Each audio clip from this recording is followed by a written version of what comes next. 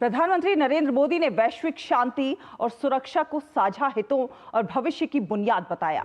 BRICS सम्मेलन के शांति, सुरक्षा और ग्लोबल गवर्नेंस सत्र में आतंकवाद को मानवता के लिए उन्होंने खतरा बताया। उन्होंने कहा कि शांतिपूर्ण और सुरक्षित वातावरण में ही मानवता का विकास संभव है। प्रधानमंत्री ने 22 अप्रैल को पहलगाम में हुए आतंकवादी हमले को अमानवीय बताया है और कायरतापूर्ण भी बताया है। साथ साथ कहा है कि हमला भारत की आत्मा, अस्मिता और गरिमा पर सीधा प्रहार था। आतंकवाद की निंदा हमारा सिद्धांत होना चाहिए, केवल सुविधा नहीं। अगर पहले ये देखेंगे कि हमला किस देश में हुआ, किसके विरुद्ध हुआ, तो ये मानवता के खिलाफ विश्वासघात होगा।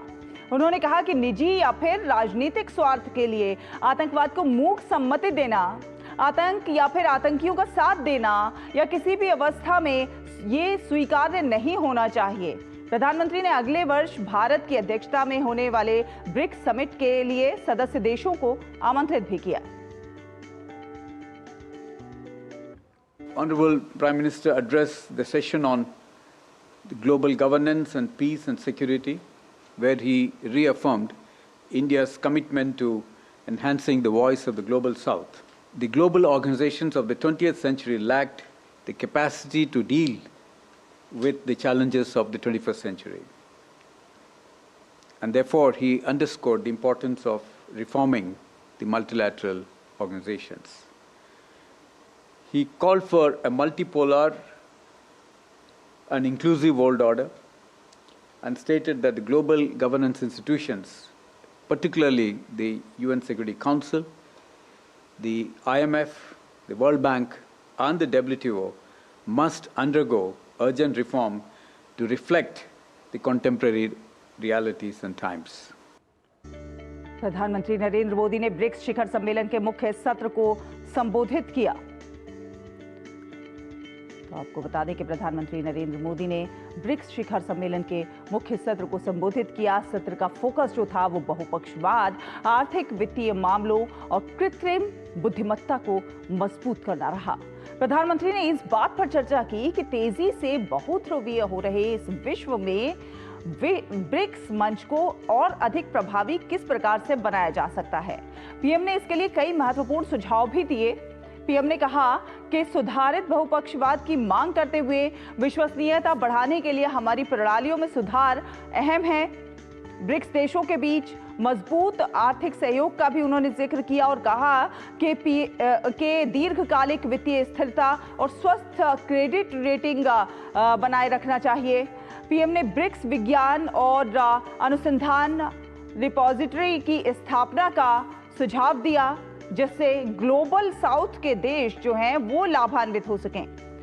प्रधानमंत्री ने क्रिटिकल मिनरल और तकनीक में अधिक सहयोग पर भी जोर दिया। साथ ही साथ सुनिश्चित करने को कहा कि कोई देश इन संसाधनों का दुरुपयोग ना कर सके।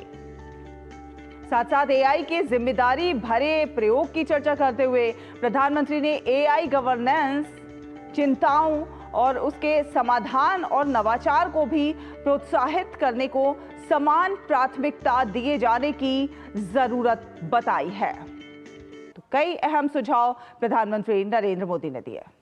He added that BRICS could play an important role in shaping a multipolar world.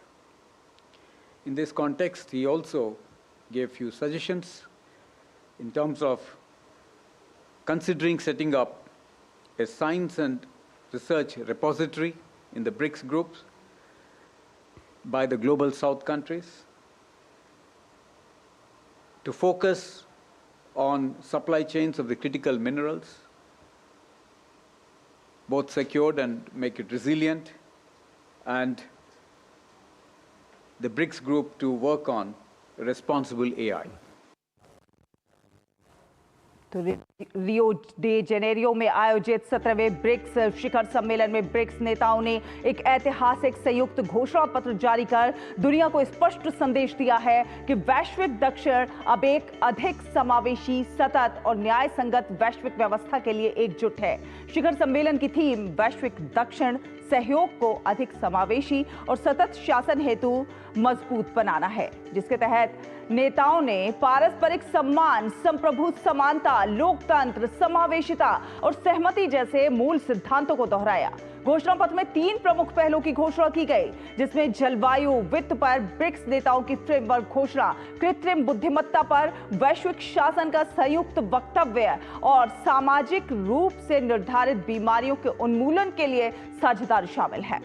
BRICS देशों ने संयुक्त राष्ट्र और वैश्विक शासन प्रणालियों में तत्काल सुधार की मांग करते हुए कहा कि वर्तमान अंतर्राष्ट्रीय व्यवस्था को समकालीन वास्तविकताओं के अनुरूप ढालना बेहद जरूरी है। उन्होंने संयुक्त राष्ट्र में अफ्रीका, एशिया और लैटिन अमेरिका जैसे क्षेत्रों में उभरते और विकासशील देशों की अधिक भागीदारी की जरूरत को रेखांकित किया।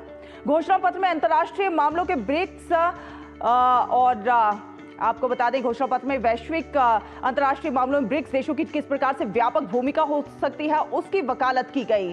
साथ ही साथ यूएन सुरक्षा परिषद जैसे निकायों में ब्रिक्स की सक्रिय भूमिका पर जोर दिया गया।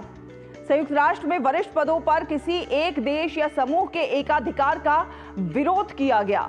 साथ साथ महिलाओं और विकासशील देशों के प्रतिनिधियों की भागीदारी बढ़ाने पर भी जोर दिया गया। वैश्विक संघर्ष और सैन्य खर्चों में जिस प्रकार से वृद्धि हुई है उस पर चिंता भी जताई गई। भू राजनीतिक ध्रुवीकरण पर भी गंभीर चिंता जताई गई। विकासशील देशों के सतत विकास में वैश्विक सैन्य बजट में बढ़ोतरी हानिकारक है। सुरक्षा को जलवायु परिवर्तन एजेंडे से जोड़ने के प्रयास चिंताजनक हैं। पेरिस समझौते और UNFCCC के उद्देश्यों की प्राप्ति के प्रति पूर्ण समर्थन जताया गया और भारत की वर्ष 2028 में COP33 की मेजबानी की उम्मीदवारी का स्वागत किया गया। जलवायु परिवर्तन से निपटने में बहुपक्षीय प्रयास किस प्रकार से महत्वपूर्ण है उस पर भी बात की गई।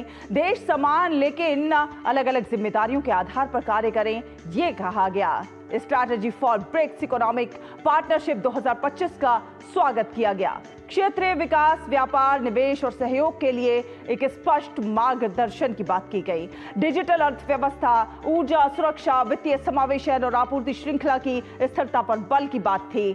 समावेशी सामाजिक विकास की दिशा में संकल्प लिया गया। तो प्रधानमंत्री नरेंद्र मोदी ने रियो डी जेनेरियो में मलेशिया के प्रधानमंत्री अनवर इब्राहिम से भी मुलाकात की। दोनों नेताओं ने अहम द्विपक्षीय मुद्दों पर चर्चा की।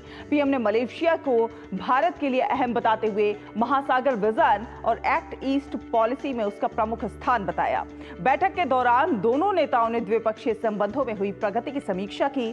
पीएम ने कहा कि IT, नवीकरणीय ऊर्जा और बुनियादी ढांचे जैसे भविष्य के क्षेत्र ऐसे हैं जहां पर द्विपक्षीय संबंध जो हैं मजबूती के साथ आगे बढ़ रहे हैं। दोनों नेताओं के बीच इस बात पर भी चर्चा हुई है कि दोनों देशों के बीच निवेश और व्यापार संबंधों को कैसे और ज्यादा मजबूत बनाया जा सकता है।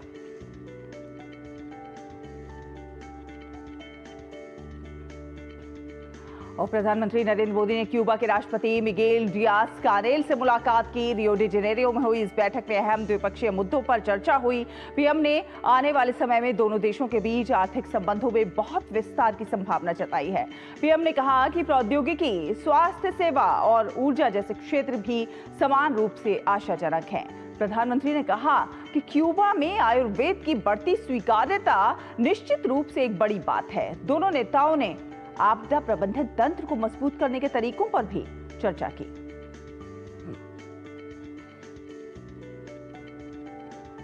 प्रधानमंत्री नरेंद्र मोदी ने ब्रिक्स शिखर सम्मेलन से इतर वियतनाम के प्रधानमंत्री फाम मैन चिन से भी मुलाकात की और इस दौरान दोनों नेताओं के बीच अच्छी बातचीत हुई है।